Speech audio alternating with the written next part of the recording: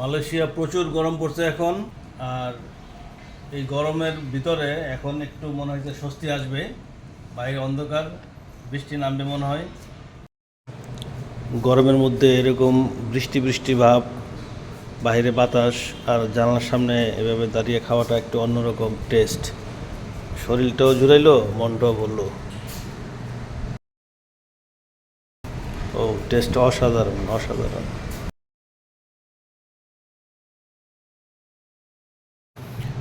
এটা হচ্ছে lava cake, উপর দিয়ে নর্মাল কেকের মতো, বাট ভিতরে হচ্ছে আপনার এরকম লিকুইড, চকলেট লিকুইড। এটা শক্ত হবে না।